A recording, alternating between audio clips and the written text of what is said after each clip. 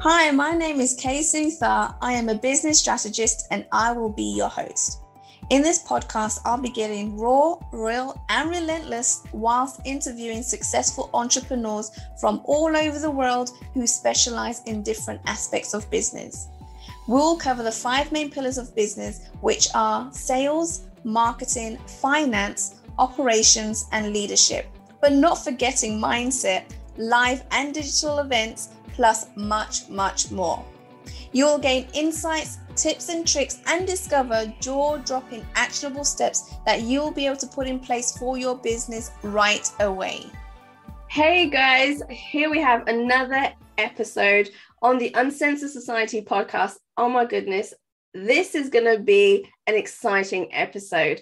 I mean, it's completely taboo. It's a topic that nobody really feels comfortable talking about in the public eye. And when I met Naailah, I was like, oh my God, you have to come onto the podcast. Like, we are all about talking about the taboo, right? So a little bit about her. Naailah has spent 2 years researching and analyzing the different modalities of a balanced life. Her research brought her to develop a one-of-a-kind course to teach the importance of a balanced sex life and its relationship to our overall health and productivity. Her teaching style was built for both the creative and the logical brain, and she has been crushing it ever since. She has been helping countless of people all over the world on their journey to reclaim and balance their sexuality, and has been speaking on international stages next to highly esteemed speakers such as James McNeil, the Love Guru, and Brian Talibi, CEO and co-founder of Ahura AI. Please welcome Naailah Auladin, founder of Akasha Revival. Naailah, welcome to the show. I'm so glad to have you here. Hello, Kay. How are you? I am doing well. And do you know what? I think that this episode is needed, right? Not only because we want to get people out of their comfort zone and actually talk about this, have discussions, but also I thought it would be perfect to have it in the month of February, where it's Valentine's month, right? Absolutely. It's so exciting to have you here. Now, before we get in depth with this and get into the nitty gritty and maybe even get some people, listeners, uncomfortable, I'd love for you to tell us all how you got into this business and what you were doing before this. Absolutely. Well, I'm so excited to be on the show with you. And it's really funny how we got to know each other and how you literally asked me to come on right away. So that was really cool. Thank you for that. This is not something that's out there. I haven't met anybody that's actually doing what I'm doing. Mm-hmm. I have the belief that for a business to be successful, any business, you have to be solving an issue that is needed in the world. Right. So I reverse engineered, going out and looking at what was needed, and then bringing it back to how do I solve that issue. So as you said, for the last 2 years, I went and I was looking at researching the life balance modalities. Mm-hmm. And I from last December till August, I lived in 9 different cities. Wow. Basically because I wanted to see the different types of people that were out there, the different issues that were happening, and then really tabulate all of this information and collect the data, research it, and see what is it that we are solving? What is the number one issue that people are having? So as a lot of people, I knew that my role here on this earth is to help people, is to solve issues. But we're all unique and we all have a gift, and what was mine? And that's the research that I was doing. I also knew that work-life balance with everything, with work, with health, and bringing everything together was really important. And then after COVID, taking care of the mental health and the physical health, very, very important. And very great to see that a lot of people are doing it. Companies are talking more about mental health. People are spending more time, money, energy on understanding what it is that they need to do to eat better, to be healthy, to go to the gym. Right. So that's being taken care. That doesn't mean that everybody that's doing it, that there's no work in that field. We need everybody to be doing it. Like, it's really important work, and I like what I'm seeing. I like the progress of it. Right. One aspect of that pie chart, I like to call it the pie chart of the human pie chart, is our sexuality. It's a big part of our lives. And I like joking, saying that without two people having sex, you and I would not be here right now. Right. But we don't talk about it. And it's either very, very taboo in some cultures, or it's over-sexualized in others. So both sides are wrong. It's like really bringing the balance back to the middle ground, and giving the information and educating people on that topic, giving awareness, giving them the freedom to have no guilt and shame, and really allow their brain to think about how is this affecting their life, whether it's in a positive or negative way or not. How is that affecting them, and what can be done? What can they add to it? What can they change? And that's what I discovered, that this was needed. And coming from a culture where this is not spoken about, I mean, being female, being brown, coming from Islam, all of it, all of these labels, these lineages, these ancestral, I like to use the analogy of having, like plugs. I have like all of these plugs into me. It's like really taking them off and being like, hey guys, let's talk about this. I know it's awkward. I know it's weird, but I'll talk about it. I'll talk about it with you. And it's been a wonderful, wonderful journey of learning and teaching since then. Awesome. Oh my goodness. And do you know what? I want to pick up on a point that you mentioned, because I think it's really important, that cultural background, right? You come from the Islamic background. I come from the Hindu background. And it is nothing that, people don't want to talk about that in the culture, right? How did you overcome that? And do your family and friends know this is what you do? And how did you overcome trying to explain all of this to them? You love that answer. I call it's a drip marketing campaign. Okay. So yes, I believe in authenticity, and I believe in being honest about everything.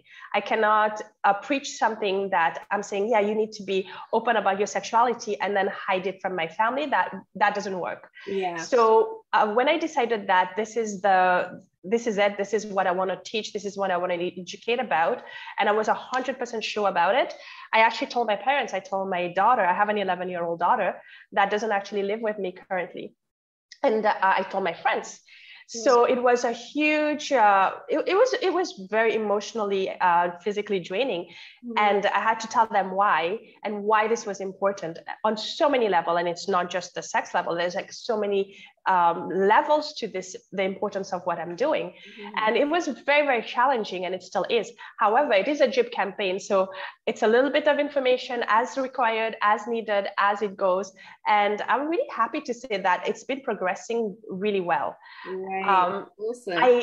I also know that it comes with people being judging and thinking of the wrong, that I'm doing something wrong, or that I shouldn't be doing this, all of that. But you know what? I will never be able to please everybody ever. And I usually say that if there's 1,000 people in a room and they believe in the exact same thing, whatever that thing is, then there is 1,000 different ways of thinking, because we're all unique, and how the information gets processed through our brain and out is all unique, depending on so many different variable factors. So right there and then, I cannot please everybody. I'm going to just do it because it's important, and the drip campaign continues. So, because this is a taboo subject, right? There's probably been, or you've experienced some backlash from people. How have you dealt with that? Just being very authentic and loving them back, understanding that where they are coming from is basically, it's a consequence of what they've been taught, what they've learned, the conditioning of the society that they've been brought up in. And they are not coming here to attack me personally. That's what they believe in. And just loving them more and being like, I understand that this is where you're coming from. And that is why what I do is so important. Oh, wow. And I've had to use this line with a bunch of people. And I'm going to admit to it, at the beginning, that wasn't as easy. It is a progress. It is something that I had to learn to deal with. And it is something that I had to actually embrace, saying to people, I understand that's how you feel, and I honor that. I love you. This is why what I need is what I do is so important. This is why I need to, what you just told me right now fuels me to be more me and to speak about this more in the world. Oh, I love that. I love that. Yes. Now, I heard that you do have the ability, right, to help business owners utilize their sexuality so they can be more productive and have a balanced life. Now, explain to me how sexuality and business connect. Absolutely. First of all, have you read the book Think and Grow Rich? Have you heard about that magical book? Okay. And I don't know if that's true, but it said that it's one of the most sold or read books close to the Bible. I don't know if it's sold or read. It's one of the two. Don't quote me on it, but it's up there. It's one of those books that are really well read, and a lot of people know about it. So there is a chapter about sexual transmutation of energy in the book. Yes. And so sex is part of what makes us human. It's an aspect of us. Sexuality, I use the word sexuality a lot, does not mean having sex. Sexuality is an aspect of our being. And the way that we are as human, there's three parts of us. There's the energetic aspect, there's the emotional and the psychological aspect, and then there's the physical aspect of the flesh and blood. So taking care of the whole aspect of who we are as a human, sexuality being one of them, actually makes us more complete and full and well-rounded. And that will lead into having better productivity at work, in your business, and creativity, and so on and so forth. So for example, if you look at a human being, they are either over-sexualized or under-sexualized or balanced. So it's either, it's a spectrum. You're either dead center in the middle, which most people are not. You're either a little bit on this side or on the other side. And depending on what factors are affecting your sexuality and how you grew up, so many different variables there, that will change how you're acting, and that will spill over into your personality, into your actions, into the way you think, into the way you create boundaries around you, the relationship you have with pleasure and pain, the way that you construct the understanding of emotional intelligence. So when I'm speaking about sexuality, I'm not speaking strictly about having sex. It's how do you take care of your sexuality, basically, to take care of everything else in your life, because it's overspilling on each other. Ah, interesting. Okay. And if you allow me to give a little bit of an analogy there, because I think that's really important, and people really understand it when I use that analogy. I love using the analogy of food, the food industry. So food, without eating, you and I cannot survive. We need to put food in our system. Yes, we can get energy from other sources, but we need actual food to survive. Yeah. However, because we have consciousness, because we are conscious being, we did not just allow food to be a source of survival. Basically, we're not just eating a little bit of protein, a little bit of this, that, and minerals and blah, blah, blah, just to survive. Right. We have allowed it, as I use the term, the reverse pyramid, to just go and be as unlimited in ways, and an industry around the culinary world that is expanding over and over. So now you have food for detoxing your organs, you have food for a diet, you have food just for pleasure, you have savory, and the list goes on. I want to just eat for trying different cultures, blah, blah, blah. So we have allowed the food to just be, and we haven't allowed that for our sexuality. Right. So we have just kept it for procreation, to have children, a little bit of pleasure, a little bit of the other aspect, but we've kept it into that little bubble. So we haven't allowed it to just be, because of the taboos and everything, the cultural issues that came with it. So imagine if we just allow it to be. Maybe tomorrow somebody comes and they have a new idea about it. They've utilized the sexual energy to do something. It's unlimited. We've just capped it. I want my view is to be able to allow it to go and grow, so that we can actually use it for so many different things that is there that we know of, and so many that we don't even know yet because we haven't allowed it. Right. Okay. Mm-hmm. I like that. And you clearly have done a hell of a lot of research, from everything that you're explaining. How do people get comfortable with wanting to learn more and being open about talking about it, right? So society, I guess, has kind of made it a taboo subject. And if you are a girl from a certain culture, it's not appropriate for you to have these conversations with anybody. So how would you, or what would you say people need to do to get comfortable and stop worrying about what other people are actually thinking when you're going down this road? just talk. Honestly, me and my friends, we talk about it all the time because we want to remove the taboo aspect of things. And everything comes with intentions. So anything that you're doing, any job, any action, anything that is going through your mouth, even if you're just making a statement, I like to ask people, what is your intention for doing that? And if you retrace back the intention of why you're doing something, you'll see that the consequence is always linked to it. So when I'm speaking about sex, my intention is to really normalize it and to give it the respect, to bring that balance back. And that's it. I am there to create education and awareness. And because that is my primary intention, I'm not there to shock people. I'm not there to spark hate, or I'm an educator. I'm there to educate and spark the conversation. I want people to talk about it. So I go and I start telling people about it. And I kid you not, I haven't found anybody today that has said, oh, I don't want to talk about this. You're making me uncomfortable. Oh. People actually do share really intimate things about themselves. I know so much about people's sex life that maybe I should know, but they feel comfortable. They don't feel judged. And then there's so much issues. And it's like, every day I wake up and I'm like, I have so much work to do in this world, because every day I meet somebody that tells me something really, really deep about their sexual life that is affecting something else. And because they've had that conversation with me, they have that aha moment that, I understand now why I'm stuck in that aspect of my business and I cannot grow it. It's because of this. And then they retrace back that sexual issue or that sexual trauma back to a relationship or a lineage or something that happened when they were a kid that has nothing to do with sex.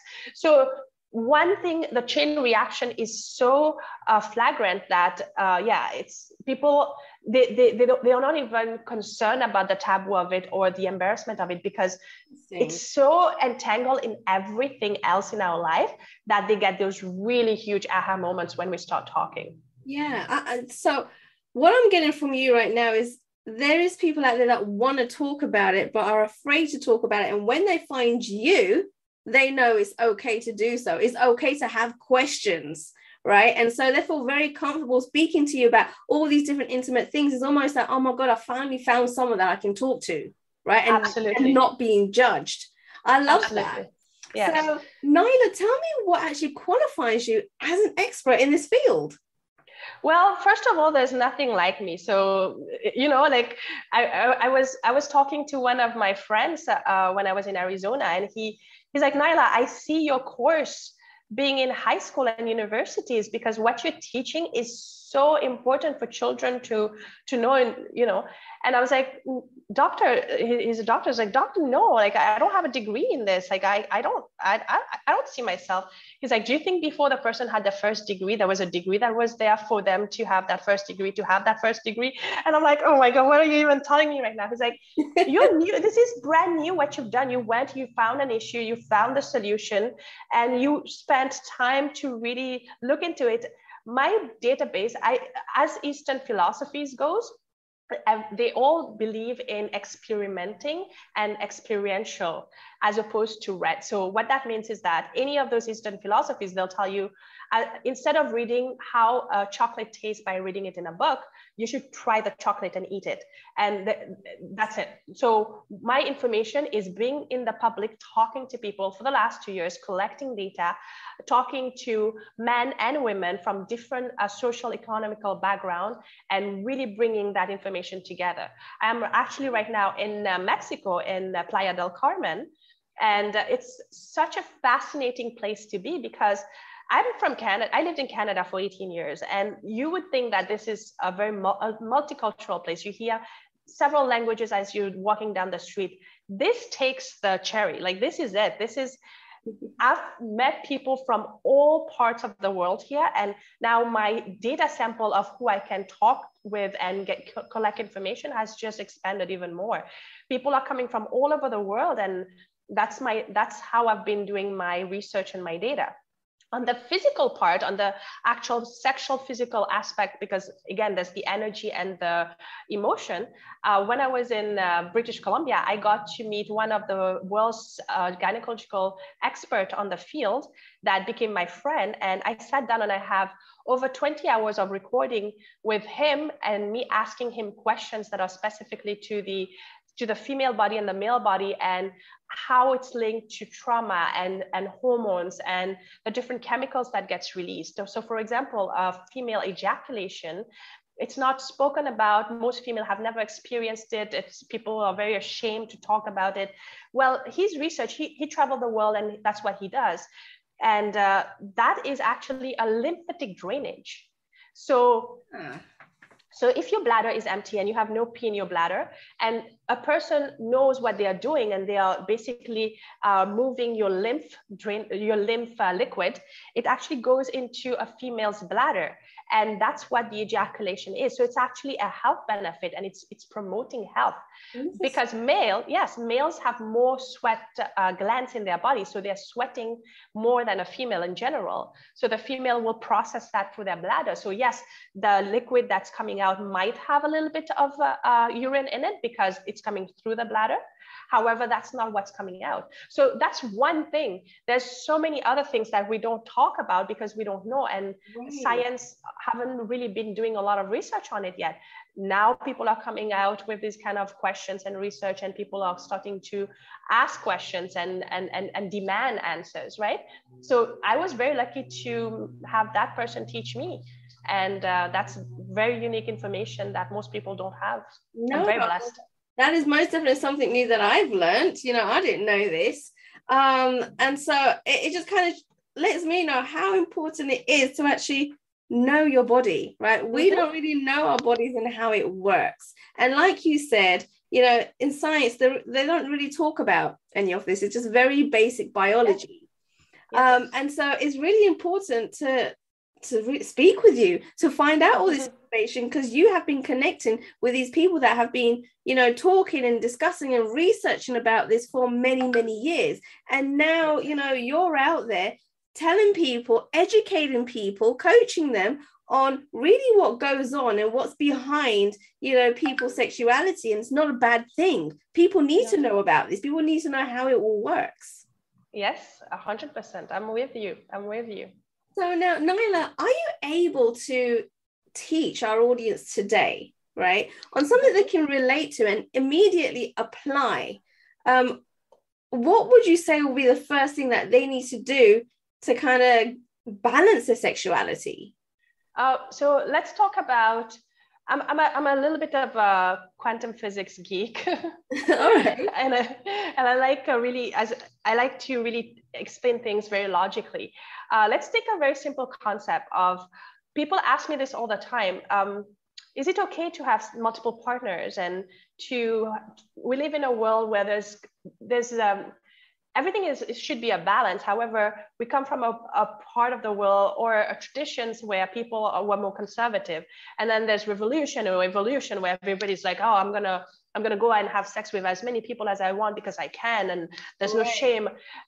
And all of it, none of it, it's not good or bad. It's just action versus consequence. So I don't believe in good or bad. I don't believe in ethics the way that it's projected, or morality, because it's very, very subjective. As I said, 1,000 people, 1,000 good or bad, 1,000 subjective ways of thinking. So what we do look is at action versus consequence. And in that situation, somebody that is out there, whether they're female or male, when they are having sex with multiple partners, if they don't really know those partners, and they haven't spent time understanding the different levels of who they are, the energy aspect of them, the physical aspect of them, and the emotional aspect of them, well, what's happening is they are actually sharing all of that. And having sex with a person is you're taking that energy and you're giving your energy to them. Right. So understanding that, and in quantum physics, we have the concept of quantum entanglement, which means that your being is entangled with somebody else around the world that you might know or might not know, depending on the frequencies that you share with that person, thoughts and everything. So it's like, you think of somebody and then they call you. That's quantum entanglement. Okay. So that's very, very well researched, and there's a lot about it. Well, I talk about sexual quantum entanglement. Every time you have sex with another human, you're actually sharing your energies, your physicality, and your emotion with that person. And you're sharing that with everybody else that you're having sex after.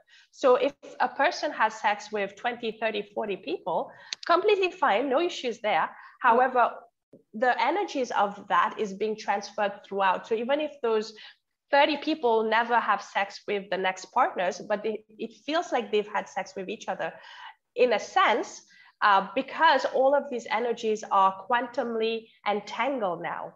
So protecting your energies, and that doesn't mean that you should or you shouldn't. It's empowering you with education and understanding that this is how it works.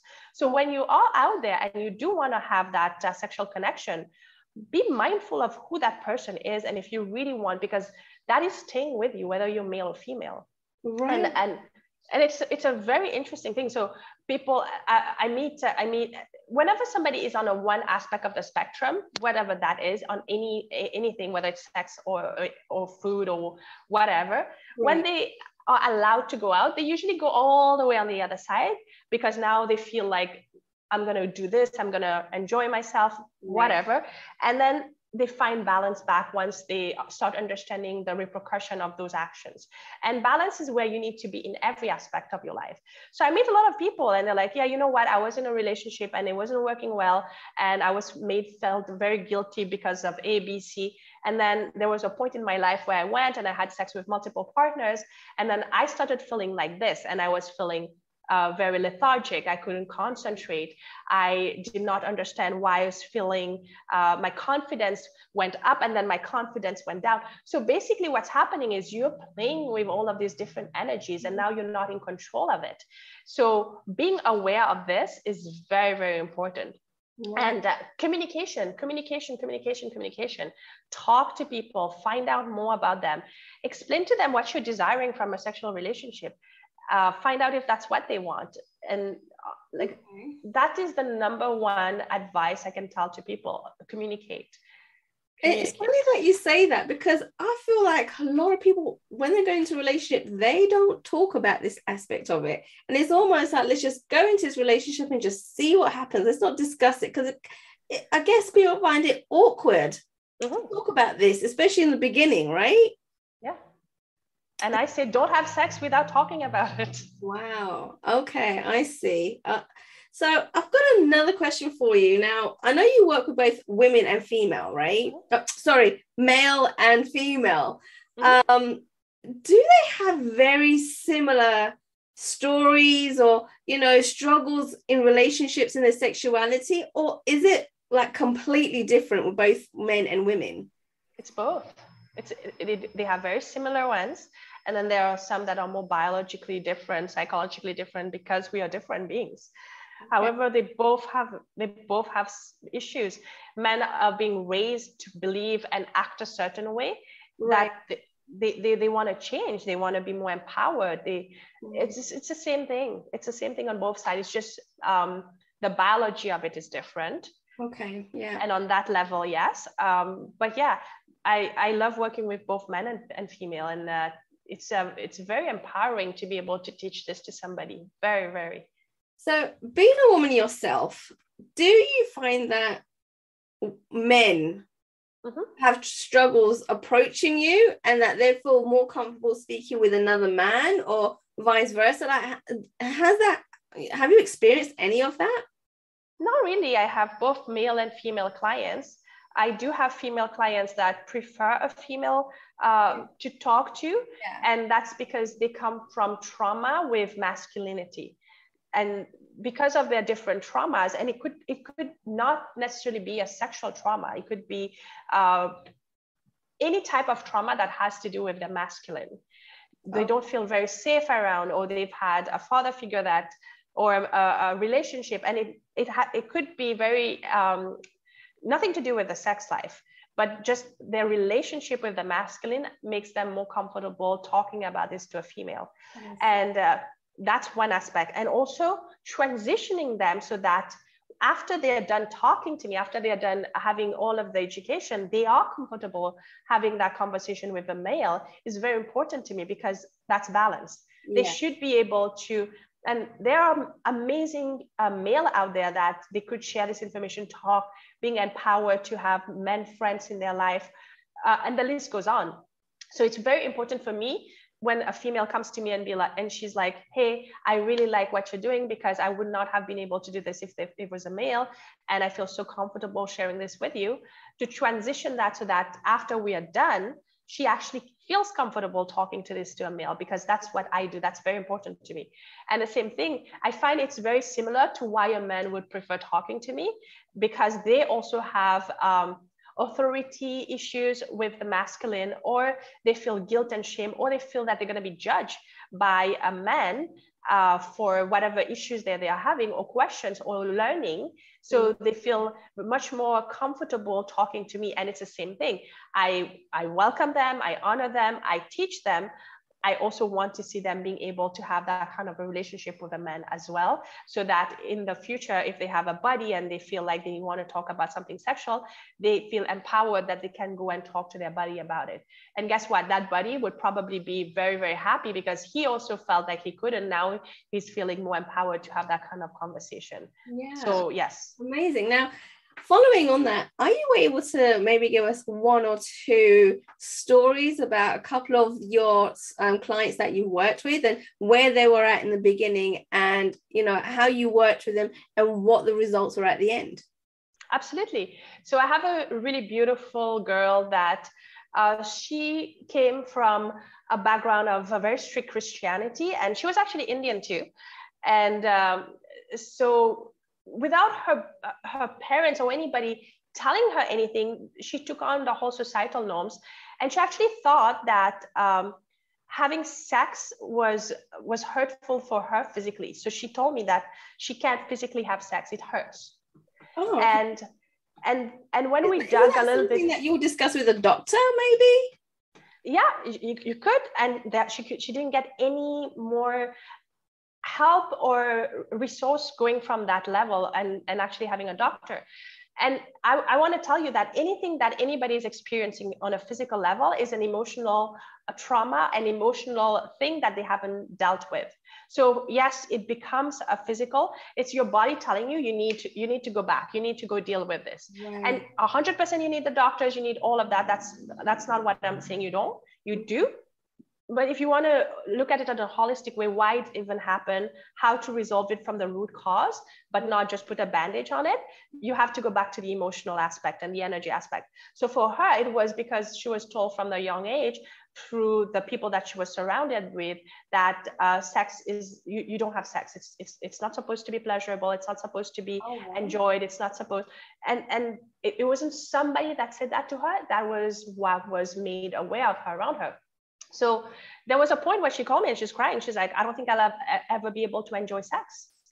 And because of that, she also, her choices of partners, she would allow a lot. She would get the wrong partners and attract the energies that would not give her the respect that she deserved, cheat on her. And then when she would find out, she would forgive them because she's coming from a place of forgiveness and take that person back. Because now in her head, that's what she deserves. She needs to be forgiving. She can't really give them the satisfaction in the bedroom that she would hope for. So that's probably her fault. Why? So you see how everything starts affecting. Yeah. So now that's the sexual aspect. Now we take that kind of information. How is that being related to the way she's acting at school, the way her grades are? How is it affecting her self-confidence, her level? You only have 100% of energy every single day, just like we all have 24 hours. Mm-hmm. So if a big chunk of your reality is being consumed by your sexuality that you can, so now you have less available resources for other things in your life. So it starts affecting other things, her work, how she was relating to her coworkers, how she would allow people to have boundaries around her, the guilt. And I kept saying, like, no, this is not it. Like, let's work on it. So as she kept working more and more and more on it, I saw a beautiful flower blossom to now, fast forward, she has left that relationship. She has met amazing new person in her life that she would never have dreamt of. She told me, she's like, I never thought that I could attract that kind of a partner, and somebody that actually gives her the respect that she deserves. Her sex life is actually much more than she's ever hoped for. Her confidence level went up. She looks sexier. She looks more glowing.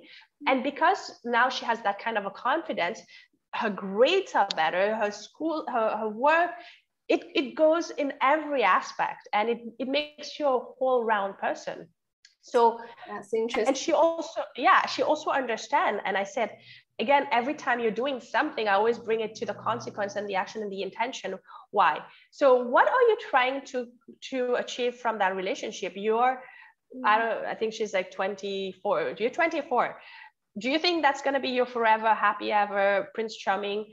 Or do you understand that this is going to be, for whatever reason, this is going to be in your life right now, exactly what you need, and it's going to go exactly where it needs to go, and that's it, with no expectation? She's like, yeah, that one. Yeah. And because she's been working with it that way, she has allowed that relationship to be something that she wouldn't before, because before she would be suspicious, jealous. Yeah. So it's just one thing to the other has made her a fantastic new relationship in her life, and it's been really, really cool. Yeah. Wow, that sounds amazing. I mean, I would love for you to give me another story where you worked with a male client, because I think you're really interested in that.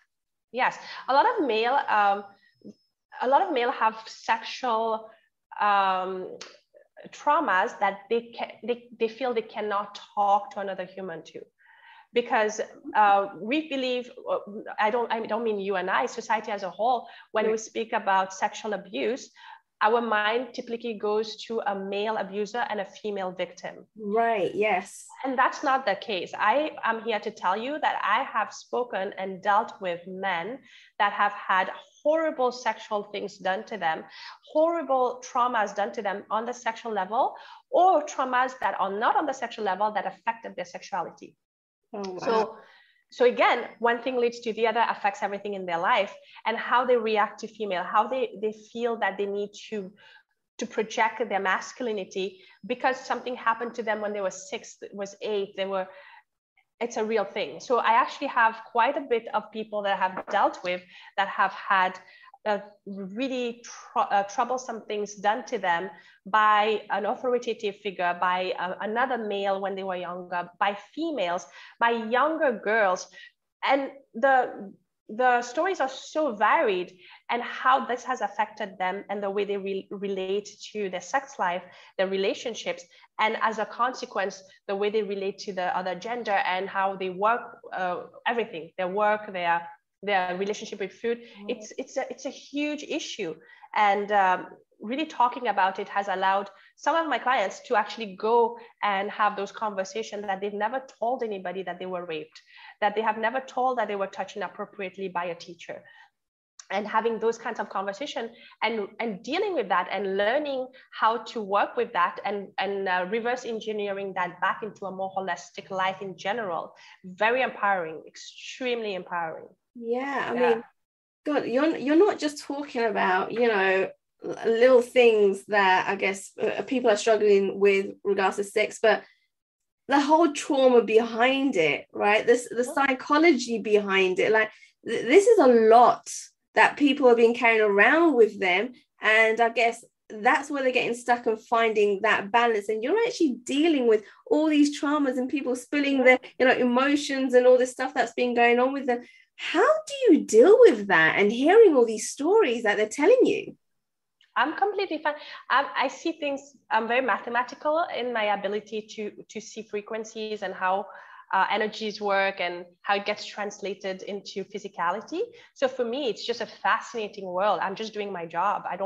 This is not something that I carry with me. This is not something that I take personally or carry with me at night. When I'm sleeping, it doesn't prevent me from sleeping. No, I'm doing my job. I'm doing a really, really good job. And I have people that are super happy on a whole that's going out and helping other people.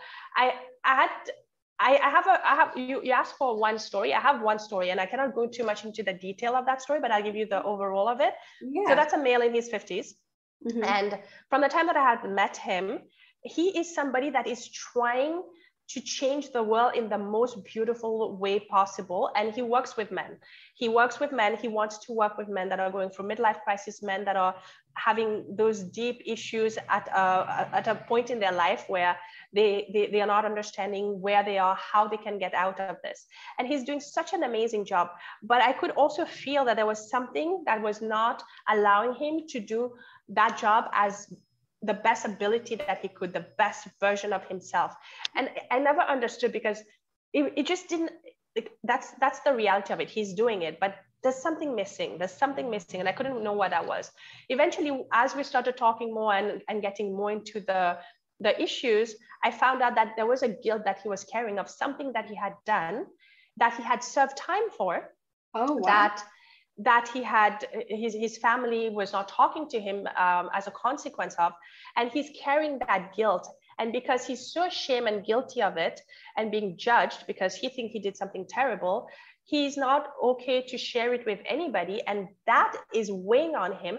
And that is not allowing him to be the best version of himself and being authentic and doing those great things that he is doing. He's actually putting all of the effort and doing all of it, but it's not giving him the results because there's something missing. And when he finally opened up and we spoke about it, and it was like a huge thing that was lifted off of his shoulder. And as a consequence of that, he was not judged. He was not, he was helped. He was given more love. Yeah. And I'm not saying that I'm an expert in all of the traumas. I'm not, I bring these kind of conversation. I'm great at conversating, helping people. There's so much that we get to do and resolve in a lot of those sessions. However, there are other things that I'm not an expert in. So with this particular one, it was a very unique thing that had happened. So I was able to pair him with a sex expert that actually got him from being this to being more resolved. And you see him now, like, it's like he's doing amazing things in the world. And my point with this is that if I have one person like him, he's going to help 1,000. Yes. Because he's already there. There was just that one little missing part. So I do work with other experts as well. And it's the same thing like in the food industry. I'm there to educate. I'm talking, I'm expanding, I'm sharing the awareness, I'm talking about it. But if you're asking a chef that knows about all of it, like how do you do this one specific recipe, he might give you to a different person. And I'm completely okay with that. I'm not saying that I am the all knower in this, but I am the first point start that, yeah, come see me, let's figure this out. And 9 out of 10, that's it. Like we'll do everything and you'll be resolved and you'll be out in the world doing magic. However, there's like that one person that will need a little bit further, more specialized help. And I have that as well. I work with world-renowned leaders when it comes to this. Amazing. Now, Naailah, I know at this point people are thinking, oh my God, like, is there any additional information that they can get from you, or is there a way of contacting you? How can people go about connecting with you? Everything is under my name, Naailah Auladin. We'll give in the description the website where they can contact me. They can, if anybody is actually really interested, and I do want people to honor my time because I do give a free one-on-one consultation because I do want to know the people that I do work with, and it has to be a synergy between both of them. It has to be in agreement. So I do love talking to my future potential students, clients, and so they can reach out to me and book a time to talk to me. I only want people that are genuinely, that people that actually wants to take the course genuinely, and they have an issue and they want to learn more, they want to educate themselves. Go for it, book it, let's talk, let's see how I can help you, if I can help you. For the others, they're just curious, they want to have a little bit more information. I have a little booklet on my website and they can download that, they can have a little bit more information about it. And I speak on different stages. I'm actually going to be speaking, by the time this is going to air, I'll be speaking on the Nomad Base conference. That it's a world conference for people that are digital nomads that works around the world. Amazing. So they're coming to Playa del Carmen for their annual conference. And I'm going to be speaking there on the issues that people that are traveling and working face in their sexuality and how to overcome them. So so a little bit all of. Guys, you heard it from Naailah herself. Like, reach out to her, contact her. if you're serious about learning more about this and you want to, hire Naailah, then make sure you book that call. All links, all resources will be in the show notes below. So make sure you scroll down and get those links so you can get ready to contact her and work with her. Naailah, oh my God, it was amazing to have you on this show. Thank you so much for coming onto the show and giving so many different nuggets and golden nuggets. It's been amazing to have you here. Likewise, I had so much fun, and lovely talking to you, Kate. Awesome. Thank you for your time and listening to Uncensored Society podcast. All resources mentioned throughout the episode will be added to the show notes, and you'll be able to find them at the bottom as you scroll down. Don't forget to go ahead and subscribe and leave a review in iTunes. Thank you once again.